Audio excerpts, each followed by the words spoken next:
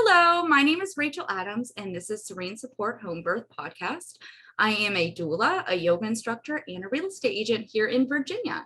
So I'm going to throw it over to Nichole, and she can introduce herself. Hi, everybody. I am Nichole. I am also a doula, childbirth educator, homeschooling mother of 5. And I live in a tiny house.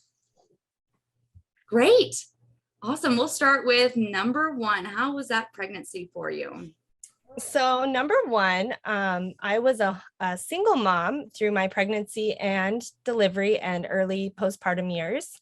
And years, I say years because I think postpartum in the first pregnancy really goes as long as your pregnancy, right? You're still learning, you're a new mom with a new baby, there's no guidebook. So yeah, my postpartum years. So my first birth, well, let me set the stage. Growing up, I always heard the story of my birth, and it went something like my mom went to the hospital. They gave her too many drugs. She hallucinated. She went from 6 centimeters down to 1 centimeter. I was delivered totally limp and drugged out because of how much medication they had given her. I went home. She didn't. It was hard to nurse me. Anyway, it was just a really sad, sort of traumatic birth for my mom. And I had always heard that story. And so I always knew that I didn't want that, but I didn't know what I wanted. When I was about 16, it started much earlier than that, but around 16, I just fell in love with pregnant women. I was infatuated with learning about them and watching them, and just, I'm also an only child. So I didn't have siblings. I didn't get to see my own parents going through the process of birth. Around 16, I just created and developed this sense of love and respect and awe, really, for the pregnant body. And when I was 18, I attended my first hospital birth. I was going as their photographer. It ended in a C-section. And again, that kind of concreted and solidified in my mind, this isn't what I want, but I'm not sure what I want. I grew up in New Mexico, so it's the home birthing mecca of the US, I think. Very natural minded. My son is 18, so this was, 19 years ago.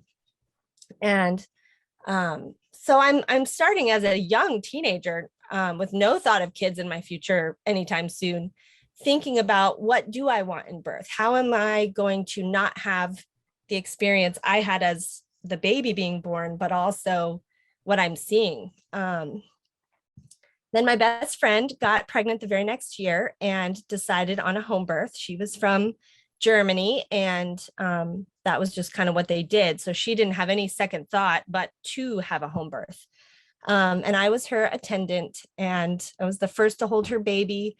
And it was so beautiful. It was 5 hours. It was magical. And so I was like, okay, this is what I'm doing. If I ever have children, this is it. So fast forward, I'm now 20 and going through this pregnancy. And I just knew from the very moment I found out I was pregnant that I wasn't going to be delivering in a hospital.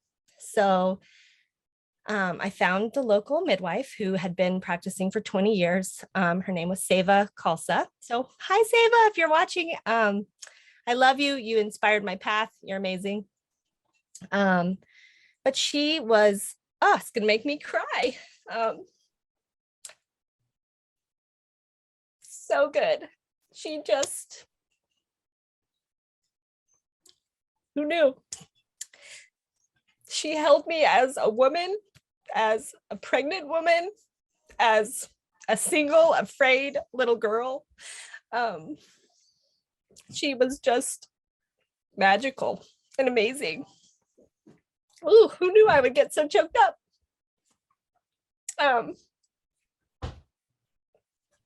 I'm sorry, hold on. You're okay. I'm so glad that you had that connection with your midwife. Not many people would cry over their OBs. So that says something. She cared about you. Oh, she did.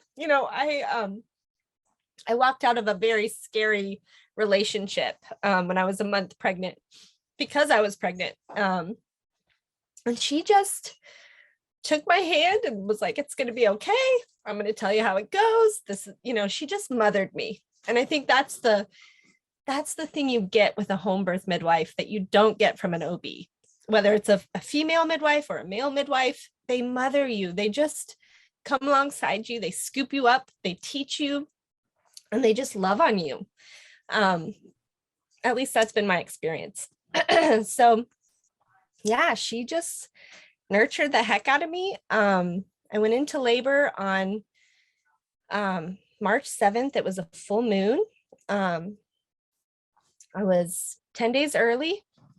My water broke, and we had been taking birth pictures, or not birth pictures, but pregnancy pictures that day with one of my good friends. And I just felt it. I just knew, okay, I think something's going on with my body. And I jokingly said, maybe you'll have to come back tonight and we'll have a baby. Which happened. My water broke, and I think labor started about an hour after my water broke. I had a 7-hour labor.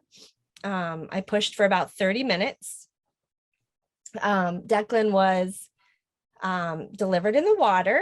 I was on my hands and knees. His umbilical cord was wrapped 3 times around his neck, so he was quite blue when he came out. But again, we just slid him down my belly. Seva unwrapped his cord, gave him back to me, and it was just, it was amazing. And I was at home, so I was surrounded by people that I love. My grandpa was in the room. My grandma was in the room. I think more than anything, because they didn't grow up in a culture of home birth. They were like, what is this creature of home birth? And I actually delivered in their home. So it just was amazing. My mom was there. My best friend was there. Yeah, I don't know. What questions can I answer? Or what else can I tell you about it? It just, it was a wonderful, easy, amazing delivery. Great. 2 questions. So you said, I was wondering if you had a doula for your first one. Yeah, so not intentionally. So my midwife came with her apprentice and her assistant. So I did have a doula in the sense that those women were attending me. But I did have a friend who wasn't trained as a midwife, a childhood friend we met when we were little girls, and she was there. That's so special. I'm so glad you were surrounded by those people. That's awesome. And then I wanted to talk about initial postpartum. So right after the baby was born, how was that? Yeah, so initial postpartum, the first 3 days, of course, I was sore. I tore a little bit, but nothing major. I had 3 stitches. And I loved the care that my midwife gave me. I remember she put honey in my pad sickle. And I was like, you're going to put honey where? And she's like, well, we're going to put it on your pad, and it's going to help with inflammation, and it's going to keep bacteria out of there, and it's going to help the tissues. And she just was so gracious to explain everything. She treated me with oils and homeopathy. And I felt very nurtured. I felt very cared for. So the initial postpartum was great. My body recovered well. But hormonally and mentally, I began to struggle. And it wasn't until about 5 or 6 weeks, which is pretty typical, that I started to really struggle with some fears. And unfortunately, I didn't know what was happening. And so I didn't tell anybody for a long time, probably another 6 weeks. So I struggled in silence for about 6 weeks. I was terrified that I was going to kill my child in the night. And it seemed so irrational and so not who I was, that I was like, oh my gosh, if I tell somebody, they're going to take my kid away, or they're going to lock me up. They might think I'm crazy. And I was crazy, but not in a true way. I was crazy because my hormones were out of whack, and I was struggling with borderline postpartum psychosis, which I didn't even know existed. And I would like drop little hints to people to kind of feel out and see, like, are they a safe person? Should I tell them what I'm feeling? And finally, just loving and knowing Seva, one time I just went to her office and I was in tears. And it was after one night, Declan was crying and I just held him up and I'm like, what do you want? I just can't help you. And I just set him down and I just felt like, I just can't do this. I don't want to do this. I can't figure this out. He's crying. It's just, I don't want to. And that was kind of scary because in my deep mother heart, I wanted to. So of course I go to Seva and I'm just, sobbing. And I'm like, and I have to confess that I'm afraid that I'm going to kill my son in the night. And I don't really want to kill him, but I'm having these thoughts and I'm putting pillows on my arms so that I'll wake up. Like if I do something, I just felt crazy. And she put her arms on my shoulders and she looked me in the eyes and she said, oh, how long have you been suffering? And why didn't you tell me sooner? She said, I remember with my first, I would sit by the fireplace and rock and just wonder to myself, what would it be like if she just slipped into the fire?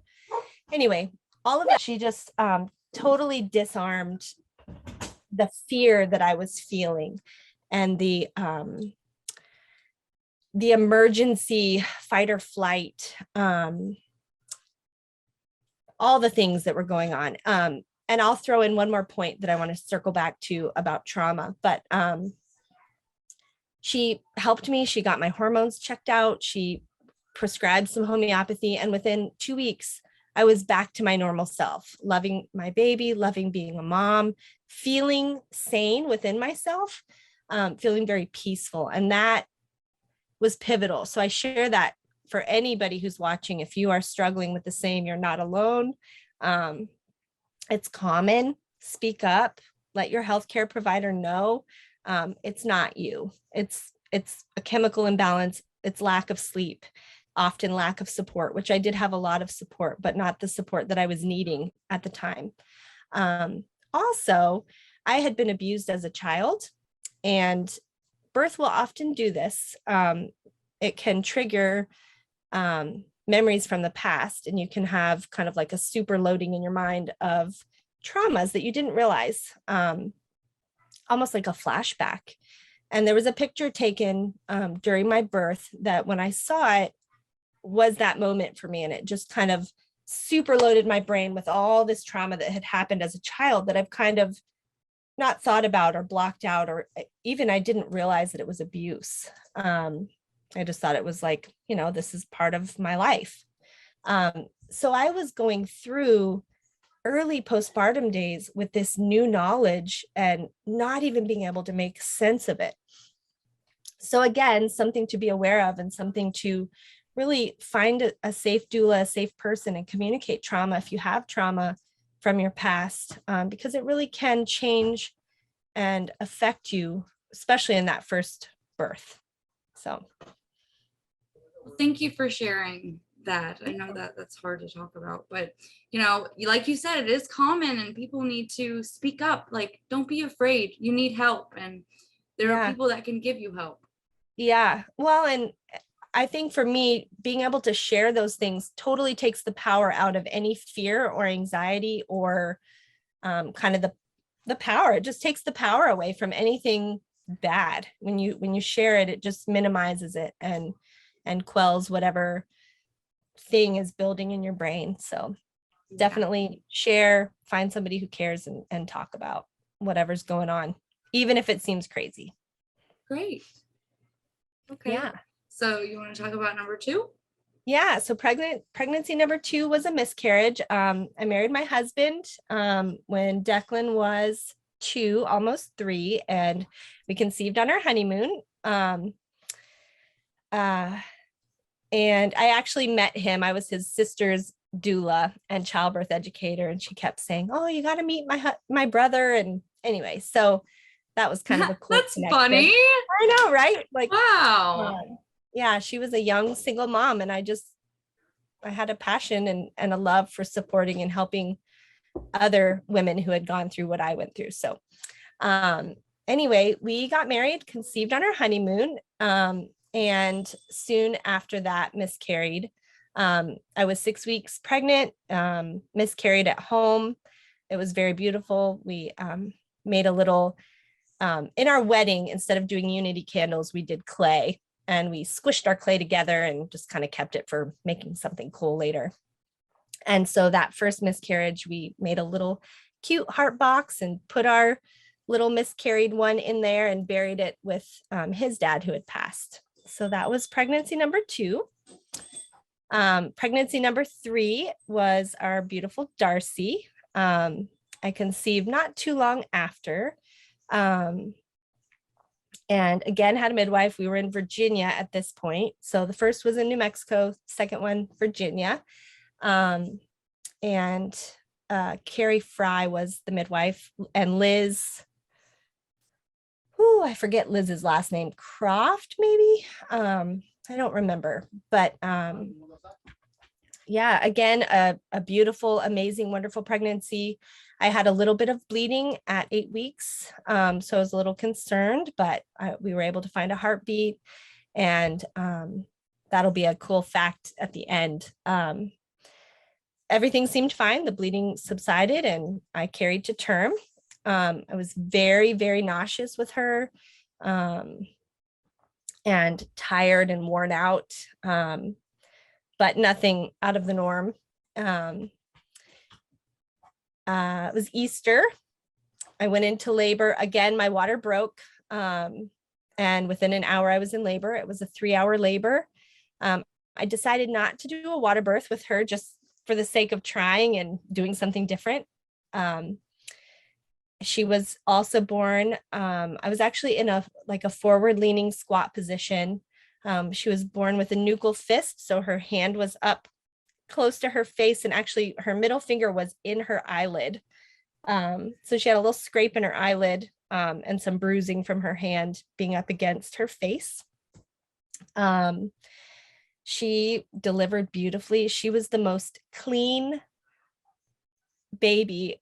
She just looked like this little porcelain doll. When she was delivered, there was no mess. I mean, she just was beautiful. And yeah, it was a very non-eventful, super easy, super fast. So it was very intense, all consuming. I went from 0 to 60 very quickly. And postpartum was great. We did find that her placenta had 2 umbilical cords, so it's possible and probable that I was pregnant with twins. And one at that 8-week bleeding may have passed, and I reabsorbed or passed it. I'm not sure. But that's kind of a cool thing that happened with her delivery, and we'll never know. I only have done ultrasounds at 20 weeks for each of them. So maybe not. I don't know. Yeah.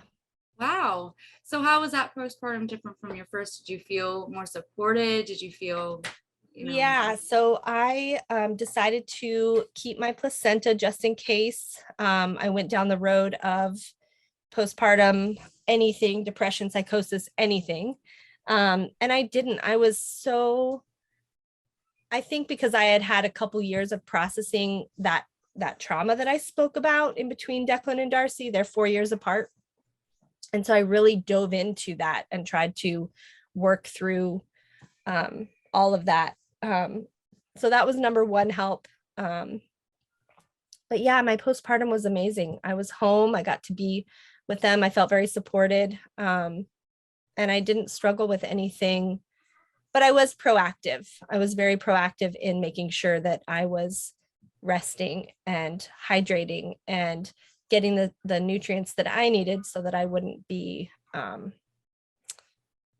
getting into a dangerous position again, or not dangerous, but just a not feeling right position. Great, that's good. Because Yeah. most people in this society want to bounce back. They want to get to it. And it's like, this should be a period of rest where you're bonding with your baby. You're getting in this routine that's new. Even if you've had kids before, it's still a new experience with a new baby. So Yes. and I will say, to touch on that, my husband, oh my goodness. So of course he knows I'm a doula, marrying me, right? That's how we met. And I will say he has been my doula because he's trained well for every birth. He is just incredible. And we really both believed and felt that those first 3 weeks, but those 6 weeks was critical. And he was so supportive for all of our pregnancies and births, to really nurture me and to let me lay. And I literally, for the first 2 weeks, didn't get out of bed unless I had to go to the bathroom. I just laid mostly naked, cuddled with my baby. That's great. And that's a great way to support your breastfeeding journey as well. Absolutely. Yeah. So all of mine have been breastfed. Declan weaned himself at 7 months. I went back to school when he was 3 months old, but he was with me. I went to a Montessori schooling in Colorado, so he was with me most of the time. But he weaned himself at 7 months, and then the girls all nursed until a little over 2, one almost till 3. And I really attribute it to laying and nursing and really not doing anything else.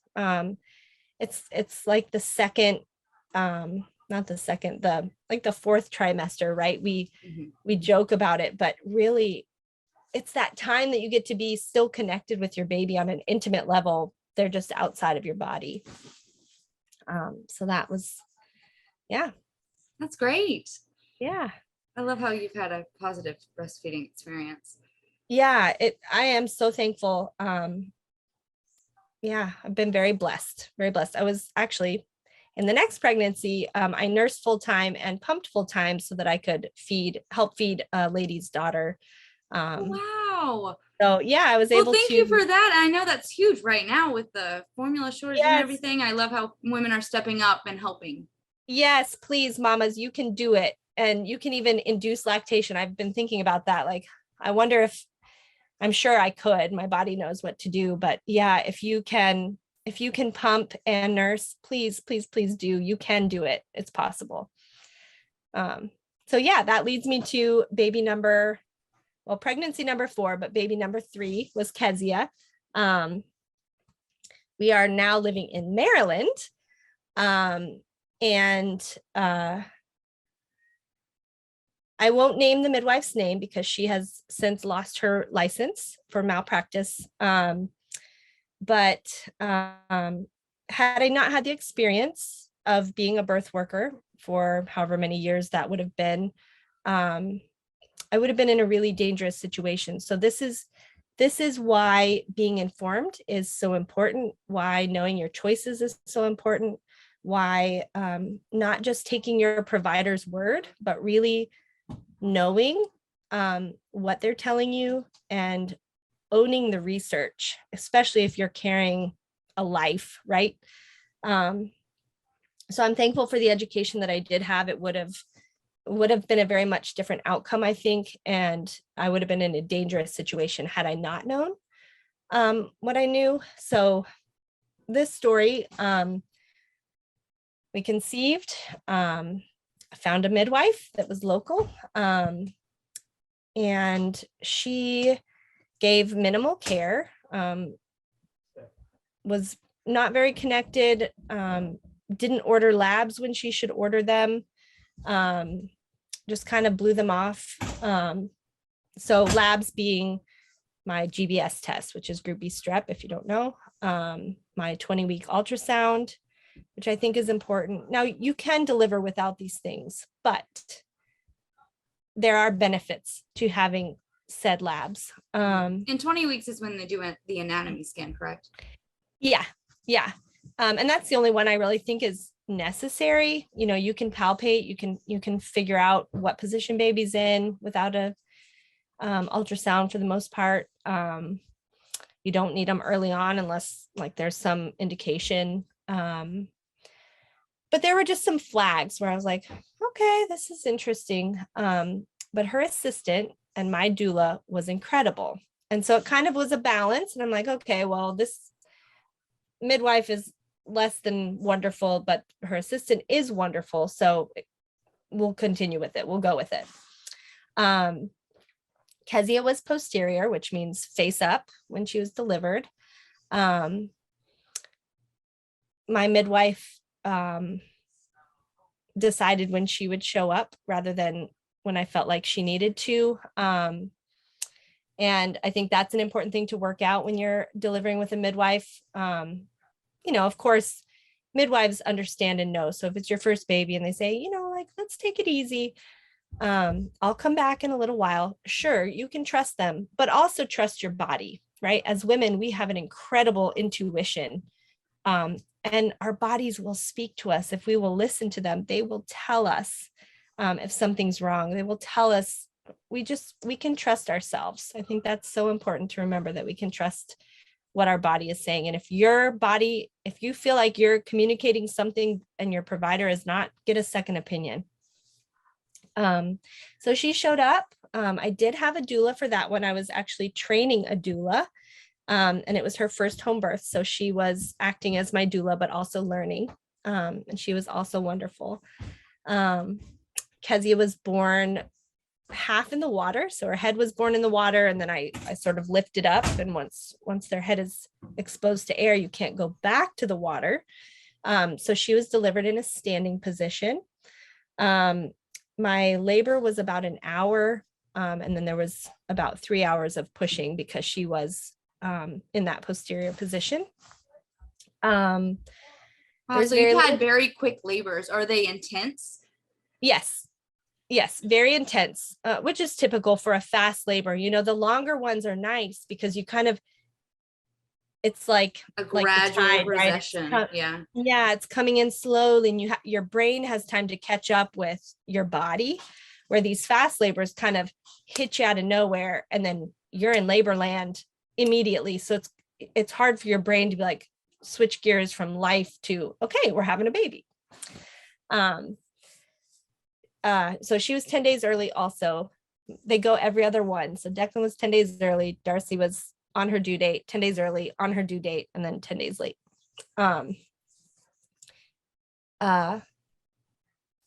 So back to labor. It was not a very supported, it felt very frantic. It felt like a frantic labor. I remember feeling just confused, and because my other two had been very smooth, and because she was in a bad position, I was responding to that. My body knew that she wasn't sitting right. So she was delivered. Again, we kept my placenta, although it was forgotten about in a bowl behind this stuff on my dresser, and it ended up spoiling. So we buried it under a tree, but we didn't use it because it was gross. Yeah, that delivery was a bit intense. And then 2 weeks later, Kezia had an extremely severe strep infection, systemic strep infection in her umbilical cord is where it started, which is why I believe the GBS test is important. And had I not said, hey, I'm due for my GBS test, are you going to order it? I wouldn't have had that piece of information to know when we were at the hospital, because Maryland was kind of a borderline state as far as home birth and midwifery. Those things were important to have, in my opinion. So she was severely infected, and it was because of dirty tools. And so we spent quite a while in the hospital doing intravenous IVs, antibiotics, and testing for kidney and liver and organ failure. So it was very scary, from like 2 weeks to about 3 or 4 weeks. So you said you pushed for 3 hours. Was there a lot of hands-on things? Did your midwife try to? No, a lot of hands off. Okay. Yeah, unfortunately, which actually, so my last labor was an even worse position and lots of hands-on, and it was incredible. So I'll share the balance. There are poor midwives. out there. Mhm. Like not everybody's perfect, like my first midwife, or I know she's not really perfect, but yeah, I wish I had, no, I don't wish. I'm thankful for that experience. Um, as scary as that was, and maybe as not ideal, it was an experience. It's a story I can share. The wisdom I would glean from that is don't be afraid to change caregivers, get a second opinion, or fire them on the spot. um, yeah. So So how did that affect your postpartum? That must have been very scary. it was scary. I postpartum, like internally, I was very peaceful. I didn't experience any postpartum anything for the rest of the children. Um, but I was definitely on a higher alert. And Kezia is 12 now, and she still has lifelong consequences. She's developed something called PANDAS, which is it's when the strep crosses the blood-brain barrier and it causes tics and twitching and some developmental things. So it's sad. It's sad to me that that a person would take somebody else's life in their hands so carelessly. And thankfully, she has lost her license. There were some moms and babies that were lost under her care. So justice was served and she's no longer practicing. But I think it just was sad, and it made me more vigilant to pick the next midwives more carefully and to not dismiss their lack of intention, or to just again confirm and reaffirm that I need to know what I want. I need to know why I want it, and I need to ask for it. I need to be an advocate for myself. And when I couldn't advocate for myself, asking my husband or somebody else, hey, I need you to be my advocate. Because we need that. We need that as moms. Absolutely. Yeah. Okay. So what was next for you? Okay. So next was a miscarriage. I conceived, gosh, I don't remember dates, not important, I guess. But I was 9 weeks 9 weeks pregnant. My miscarriage began that morning. I remember going to the park for a homeschool thing and just kind of laboring. And I call it labor because it was a process. Was my longest labor. I was crampy and labory all day long, bleeding all day long.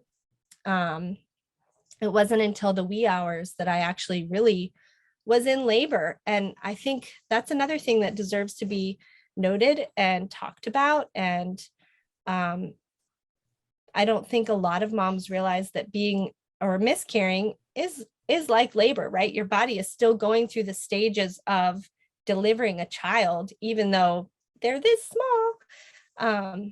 You are delivering. And so my body went through the very typical labor stages of that early labor throughout the day, and then active labor where I was cramping and hurting and having to breathe through the pain of it. My cervix had to dilate.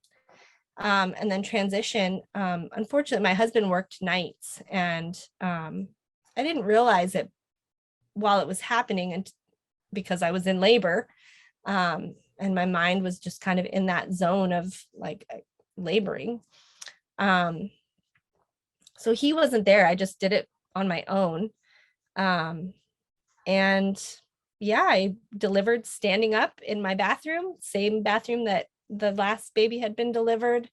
I had taken a shower, laid on my bed, done a lot of the normal labory things. Delivered, wrapped it up, put it in the sink. I did bleed a little too much after that, so I ended up calling an ambulance because I was alone.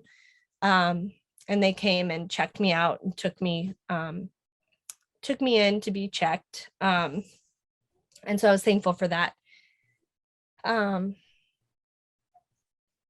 then we did the same thing. We made a little clay box and buried that little person with my husband's dad in his grave. So yeah. Wow, that's very special. Yeah. Any words of wisdom that you would give anyone that's going through a miscarriage? Anything that helped you? Yeah. Not minimizing it, talking about it, remembering it, honoring it. For me, I loved them from the moment I knew I was pregnant. So whether they were 6 weeks in or 9 weeks or full term or whatever, um, recognizing that baby, give it a name if you want to. Um, yeah, just create a sacred space for you, and don't feel weird or bad about honoring that life, that little person, and honoring the sadness that you feel. um, Give yourself time to grieve, give your husband time to grieve. They may seem disconnected, or not as understanding of the loss, but they feel it. So giving your partner that same space to grieve, and it may look different than your grief, and that's okay. Absolutely. That's great advice. Yeah. So what was next for you? Okay, so next was little Clementine. She was a birthday present. She was I'm ovulating. Oh, too late. We're gonna have a baby. And we did. Um, so she, again, home birth. I'm trying to remember her. When did I start? She was born of all of them, like smack dab in the middle of the day.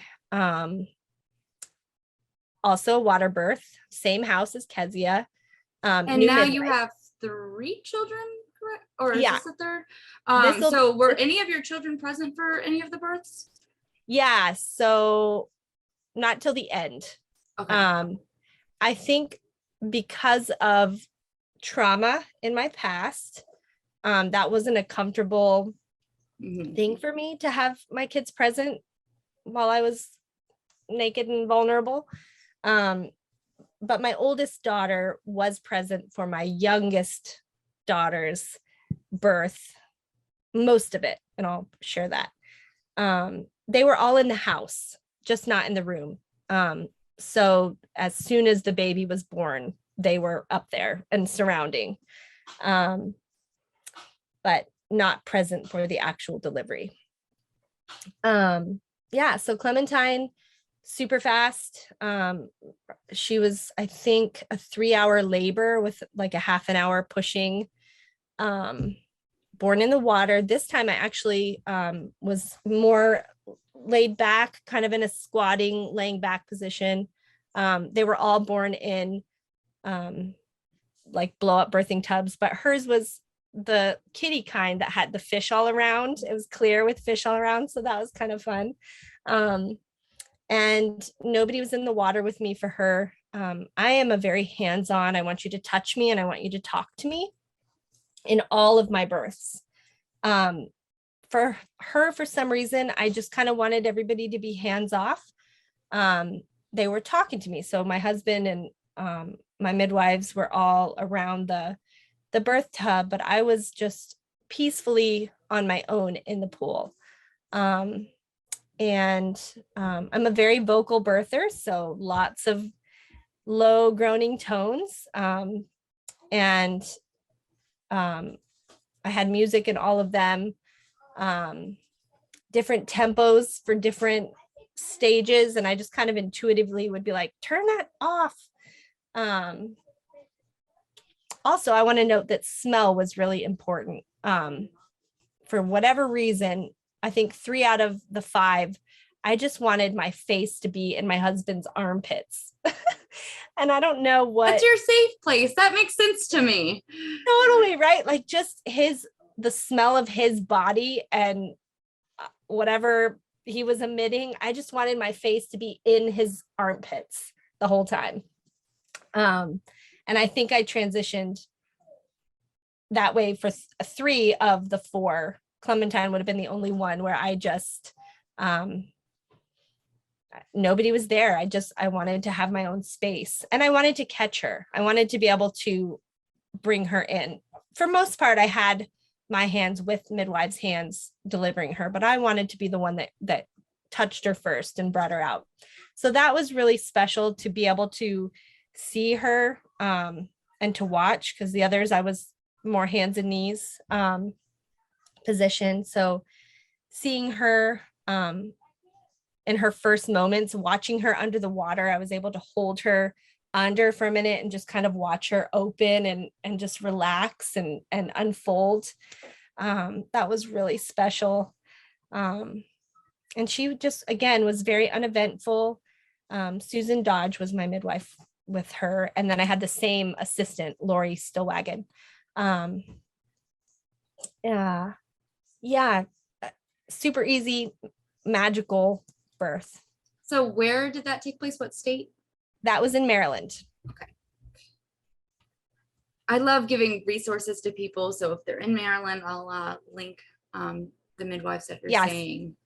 Susan Dodge and Lori Stillwagon, wonderful, amazing women, very caring, Southern Maryland, Bowie area. Awesome. Yeah. And then, postpartum for Clementine was great. I had lots of little people that wanted to love on her and snuggle her and be my helpers. It was easy. She was healthy. It was great. That's wonderful. I will say at 3 months, she developed a severe case of eczema. So bloody, weepy eczema. And I'll add this. All of my kids, I had to be dairy free while I was nursing because they were lactose super intolerant. One has a very severe milk allergy. But vomiting, fussy, stinky poop early on when it shouldn't be. Trust your instincts. If you think your kid is reacting to food, they are. Don't listen to your pediatrician. Little known secret, pediatricians are not required to take nutritional classes. And in their practice, in their training, and don't often connect the two. So if you're going to your doctor and they're telling you you're crazy or no, it's not a food allergy, don't listen to them. Get a second opinion and trust your gut. And don't be afraid to advocate for your child. I was ordering allergy testing and cleaning out my diet. I literally ate black beans, romaine, chicken, and green grapes for 2 years so that I could nurse Clementine.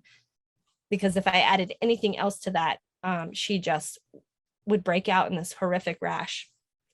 So what are some good resources you would say for that? Like an IBCLC, a nutritionist?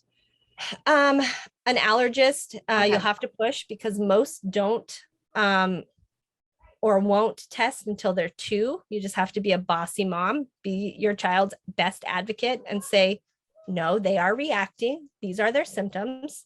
And I'm coming in. When's your appointment? So yeah, nutritionists can help you. Most doulas and childbirth educators are kind of in the know of food allergies, I believe, and can help you.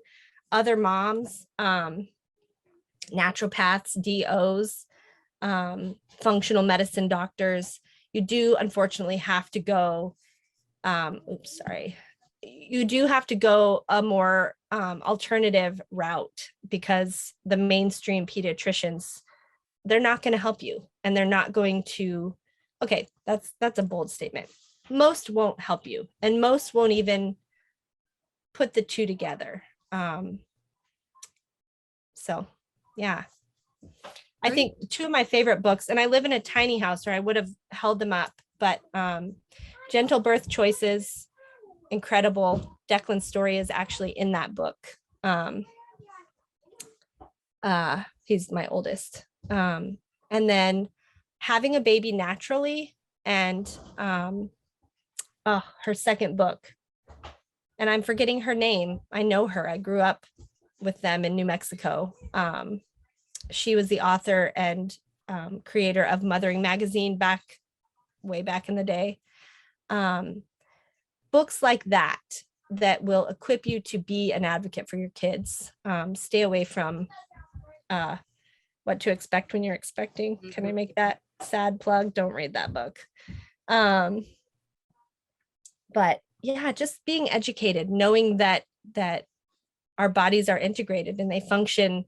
It's not just this, it's not just our muscles or our bones or our guts. It's integrated, and food, what you're putting in is really going to affect what's happening. So pay attention to that as a first line.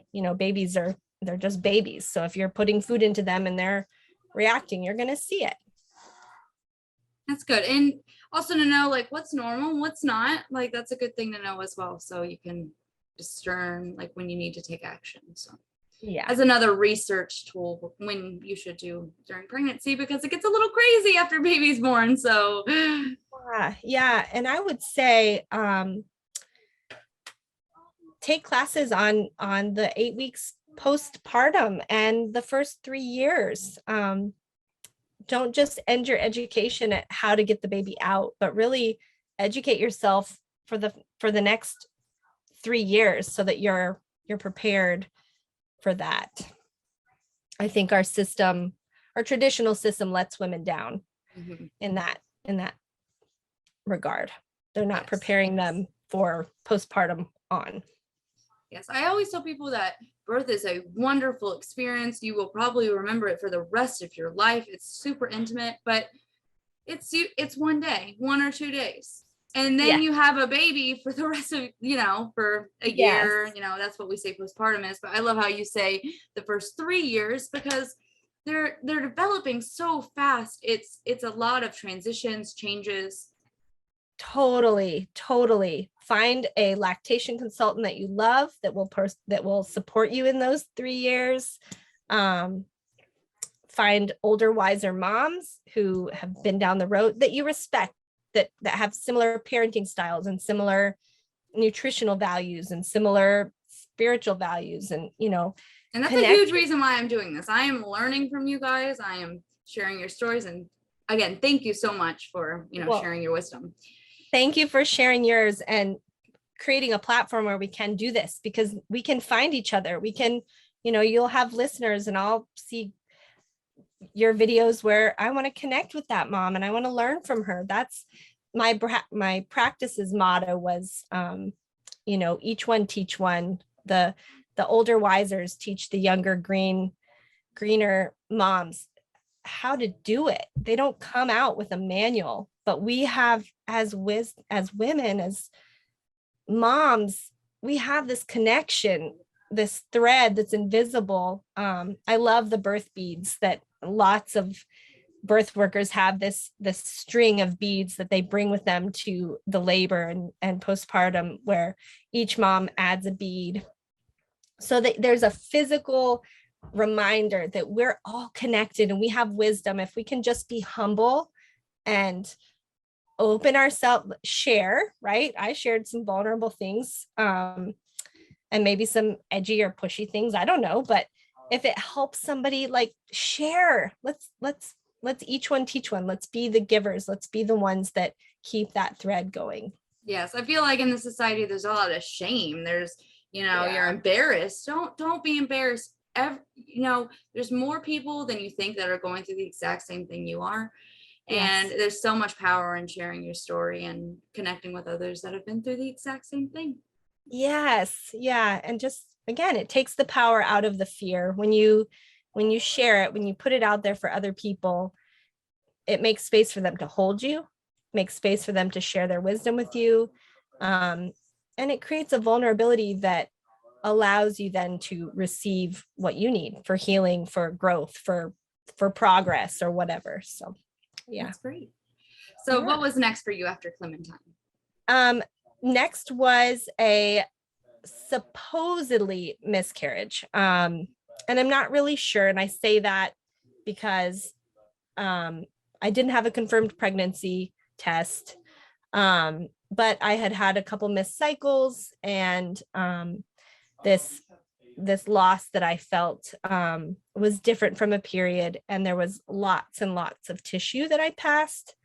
So I count it as a miscarriage. It was indicative of a miscarriage. It looked like a miscarriage, but I didn't have the confirmed pregnancy to say, yes, in fact, I was pregnant.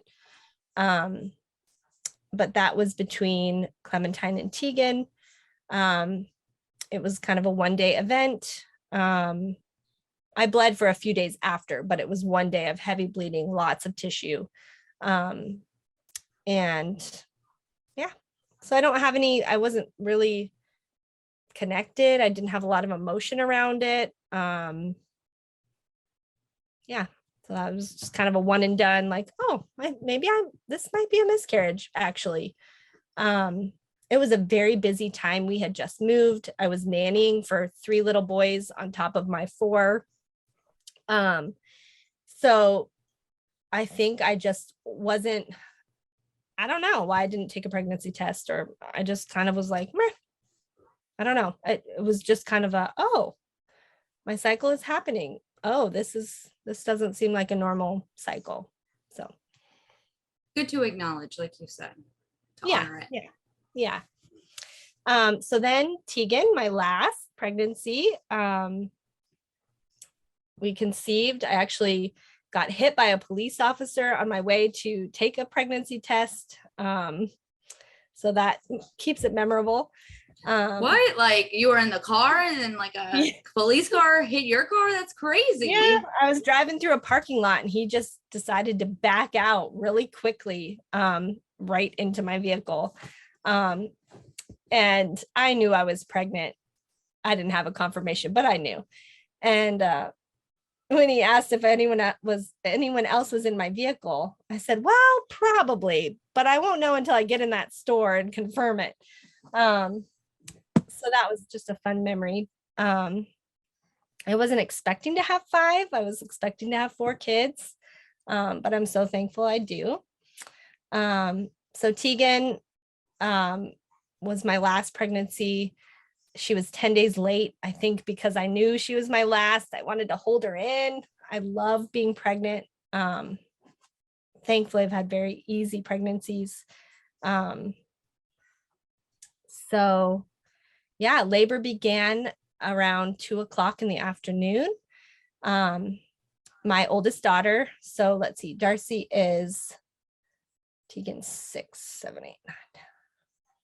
So 8, my daughter would have been 8, 7 or 8. She really wanted to be a part of the birth. So I'm like, okay, let's do this. You can be in there. It'll be fine. Set up my birth tub.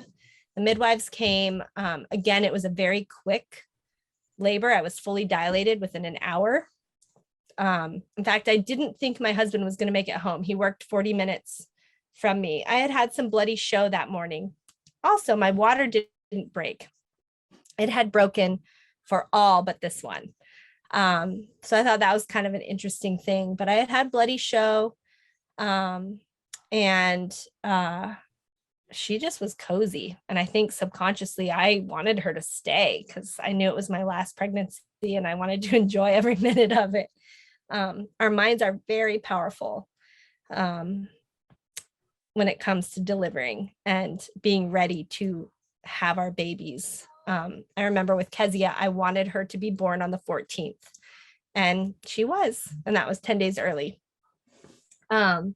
So yeah, I went into labor. It was very quick. My dad was there actually. So I said, I need you to get the water in the tub right now. And my midwives came about 40 minutes later. I was already fully dilated. Liz, I'm trying to think of their names, Jessica, another Liz, and then there was an apprentice. And I don't remember their last names, but I was in Wentzville, Missouri, and they have a birthing center there. I think it's called Well Women. I'm forgetting now. Wonderful practice, super amazing women.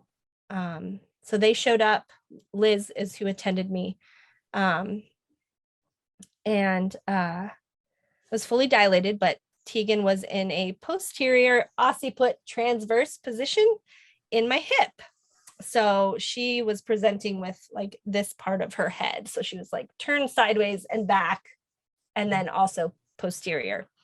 So I was in labor for a total of 4 hours because of her position. I had my membrane stripped also with that one 2 days before, no, it was 3 days before I went into labor. And I had acupuncture, I think 4 days before I went into labor. So she was cozy. Labored a lot on my hands, or actually on my face with my bottom in the air. And Liz had her hands inside me for the majority of those 4 hours. Well, as soon as she got there. So for about I'm 3 hours. imagining like a puppy pose in yoga. Yes. Yeah. Like down. Yeah. Puppy. Yeah. Where you're. Yeah. I'm trying to think of the Yeah, poses. it's basically downward facing dog, but on your knees. Yes. Mhm. That one. Yep. Down dog, but on my knees. I had steps. So I did a lot of side stepping. At one point, my body was on my bed. I had a platform bed, and my legs were on the bed, and my chest was on the ground, so that the Tegan would then give Liz space to work. So it was Yes. very painful. Have you ever looked into spinning babies? That's definitely a technique that they teach. Yeah. And she employed all of those techniques. And I firmly believe, had I not been at home, she would have been a C-section because she was stuck. I've been very peaceful in my deliveries. That one, I was very fearful. I knew something was wrong. I knew her positioning was off.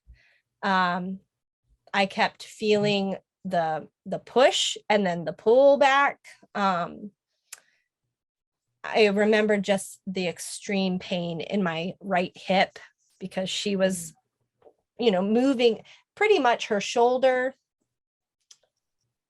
and side of head would have been what was on my cervix, but the proper positioning of her head was more in my hip bones. Anyway, Liz was incredibly patient. I was very fearful because it was very painful. I knew I was ready to push by the time she got there. And so then the confusion and the feeling of anxiety when she just wasn't coming out. I remember saying a lot, she's not going to come out. She's not going to come out. And Liz was just so incredible to say, she will. We just need to work with her. We need to give her time. We need to get her in the right place. Do you think you were in transition when you were thinking that? Oh, yeah, totally. Yes. Because that's when a lot of negative thoughts, I just wanted to say for the listeners, sometimes you get those thoughts in your brain where you're so close, you're in transition and you're like, oh, I can't do this, but you are so close, you're almost there. Absolutely. 100%. I second that. I agree with that. I teach that in my practice. As soon as you think you can't do it, you're doing it. Mm-hmm. And that's the end game. That's where you want to get to.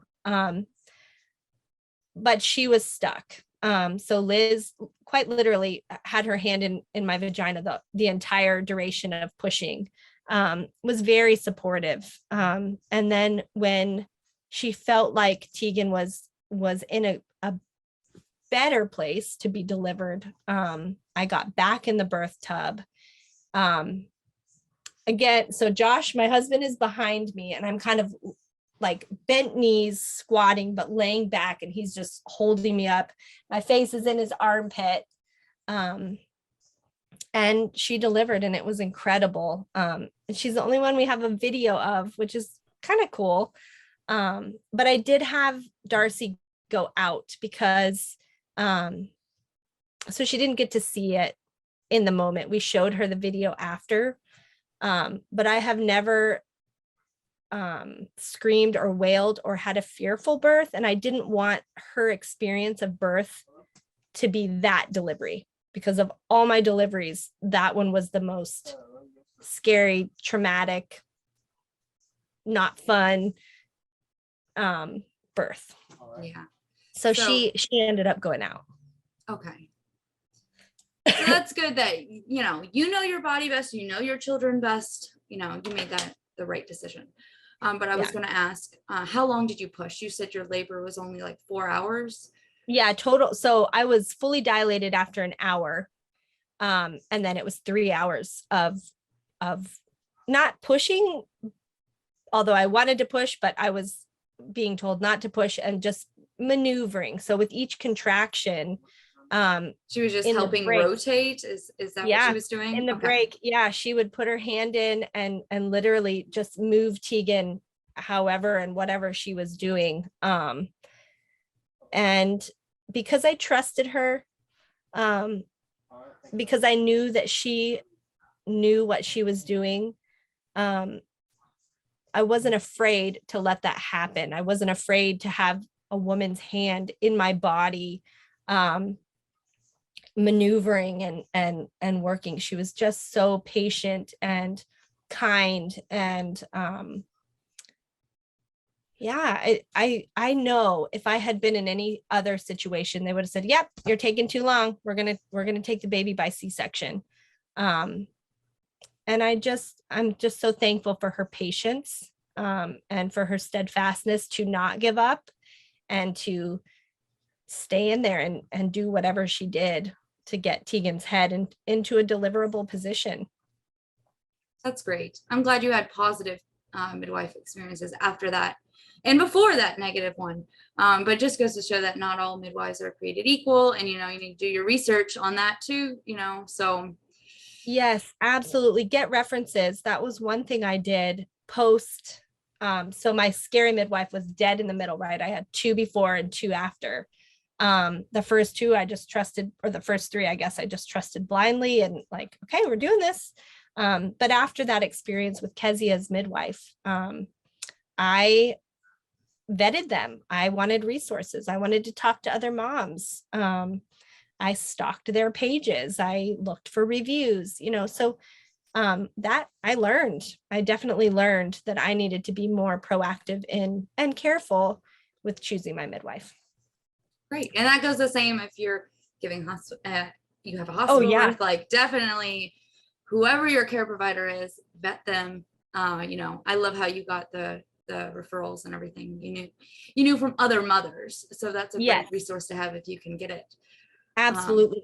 I worked with an OB for years who he was my most favorite OB. He's retired now, but he practiced like a midwife. I mean, he was so kind and wonderful and loving to these women, and he delivered thousands of babies. And I would recommend him left, right, top, bottom, all around. He was just incredible.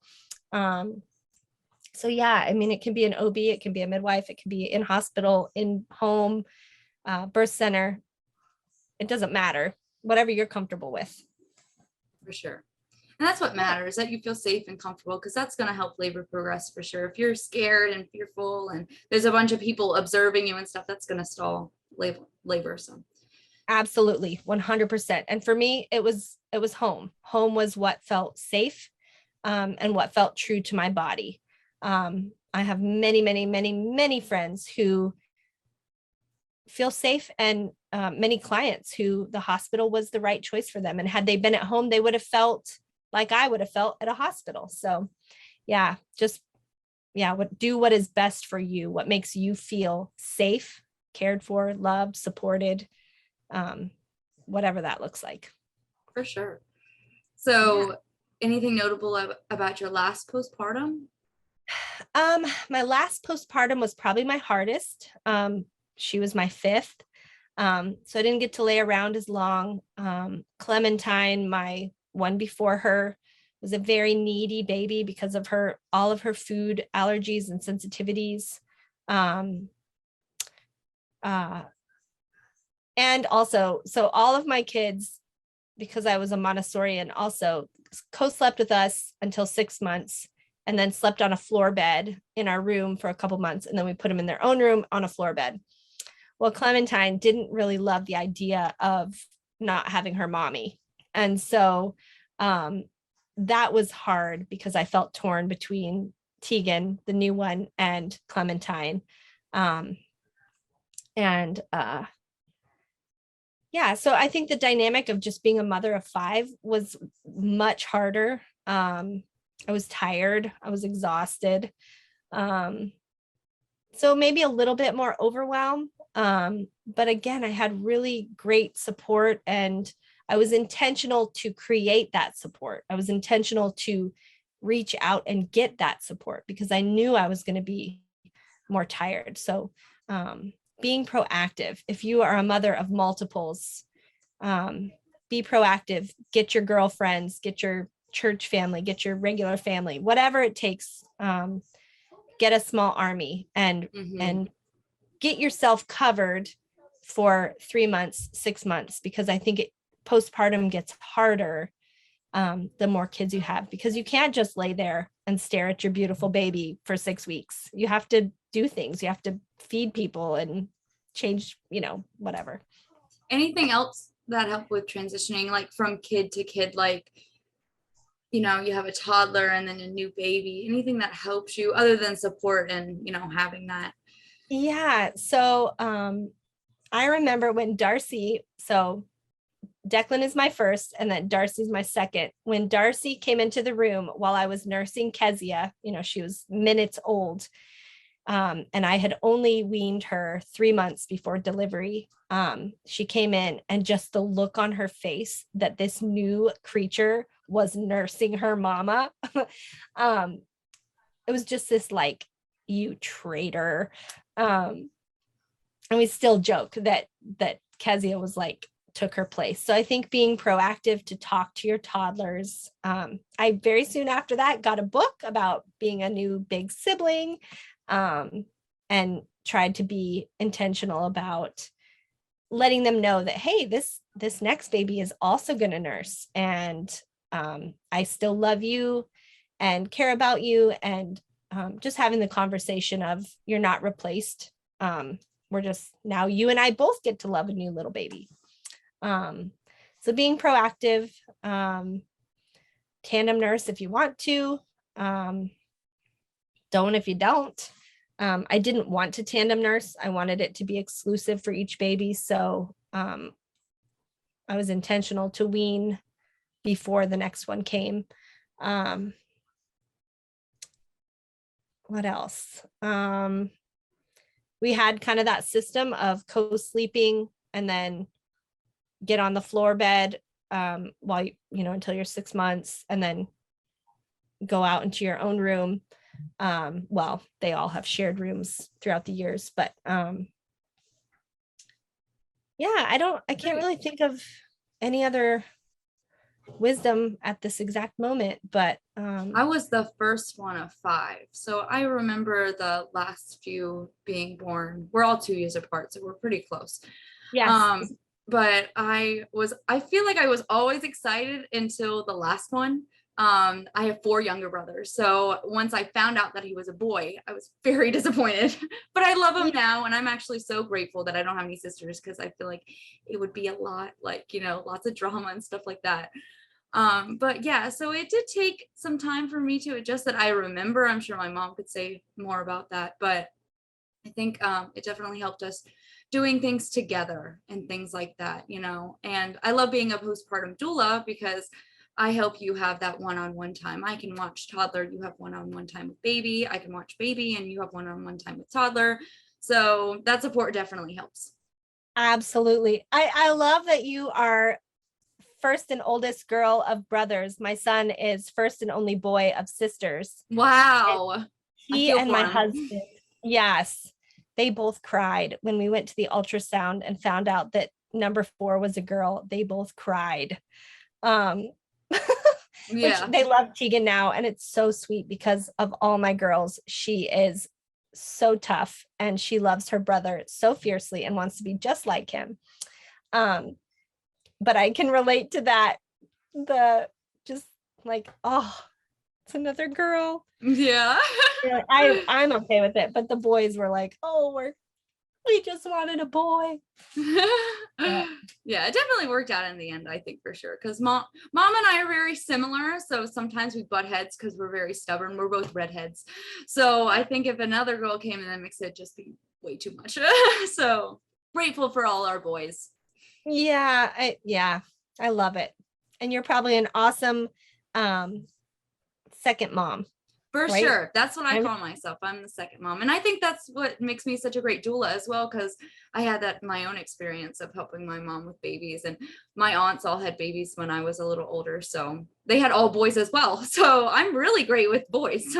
You are. Well, Yeah. come on over anytime. I'm just a little south of you in North Carolina. So if you ever need a girl fix, I'm up for a postpartum doula anytime. Great. I love that. And I have nannied for people that have a bunch of girls, and they'll tell you what. I've always been worried, like, oh, like I'm not gonna know what to do, but they let you know. Oh, yeah. So there's Oh, no yeah. question. Oh, yes. Oh, man. Well, what else? What can I share? At the end, I usually just ask any words of wisdom for any mothers that are thinking about having a home birth. Um, Gosh, there's so much. Trust yourself. Your body is made to do what it does. Trust yourself. Even when you doubt yourself, trust yourself. And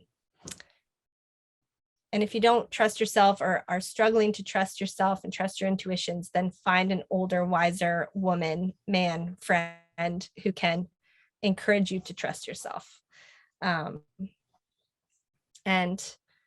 don't be afraid to do what is best for you. I gave birth the first time in a world where all of my aunts had had serious episiotomies, medicated to the max, hospital births that weren't great. We're all very tiny. I'm only 4'10", and my husband is 6 something. And they all thought I was crazy. They all thought I was gonna, they didn't know what to expect. But I wanted to do what was right for me. Yeah. And I can definitely relate. My whole family is a bunch of labor and delivery nurses. My mom, my grandma, my aunts. So when that kind of time comes, they're going to be shocked. they're gonna be shocked, and you're gonna get a lot of pushback, I'm sure. Don't let that scare you. Don't let other people's voices deter you from doing what is right. I know that for me, birthing in a hospital setting would be terrifying. I don't do well in doctor's offices. I don't do well in dentist office. So why would I take the most sacred act of giving birth somewhere that I don't feel safe? So if you're having a home birth and you're getting talk back, or you're getting that what if, just put your hand up and say, I appreciate you, and you can tell me all of this after my delivery, and walk away. Set up healthy boundaries. Don't be afraid to shut people down. Yes. And in that, find your community of people that like agree with what you want to do. So exactly 100%. awesome. Well, thank you so much for sharing your story. I really enjoyed listening. Thank you so much for being vulnerable and being honest, because those things happen. Miscarriages, postpartum psychosis, and everything like that. It's common. So hi. This is Darcy, my oldest girl. Hi. Yeah, be vulnerable. Other women need to hear our vulnerability. It's when we open ourselves up to others, they can be blessed and they can learn. So I'm so happy that you asked me to share. Thank you for letting me come. Oh, you're going to get all the girls now. Well, thank you so much. Right on time. We're about to wrap up. So thank you so much. Definitely check out that book, Gentle Birth Choices, correct? Yeah. It's incredible. It's all about different choices you can make to have a gentle birth. And my son's birth story is in that book. And then also having a baby naturally. I cannot, Peggy O'Mara, there it is. Awesome. Both of Peggy O'Mara's books are, you can see Kezzy, both of her books are incredible. 2 of my favorites. Birthing from Within is another favorite. All based in New Mexico. I'm trying to think, what is another one that I just absolutely love? I don't know. I'll shoot you a message if I can remember some of my other ones, but those 3 are probably my staple go-tos for recommending. They're going to give you a perspective and a mindset that helps you to go and see not just the straight path, but some other ideas how to incorporate herbs, how to incorporate homeopathy, how to advocate for yourself, and so Awesome. on. And I'll link that all below if the listeners want to check that out. I think that books and things like that, those are great resources for sure. Yes, ma'am. Awesome. Well, thank you so much for your time. I appreciate you sharing your story. Thank you so much for having me. I really appreciate what you're doing. Awesome. Thank you so much. Okay, bye. Have a good day. Yeah, thank you. Thank you for listening. Please subscribe and like to my channel, Serene Support. I post more birth stories, so if you like this one, go check out the other ones. Every story is different, and I love hearing everyone's. I also post yoga videos, including prenatal yoga videos. So if you want to check those out, go ahead, give it a like and subscribe to my channel for more. Thank you very much. I'll link all of her midwives that she recommends and the books that she recommends as well. I'll link that in the description. So thank you so much. Hope you have a great day.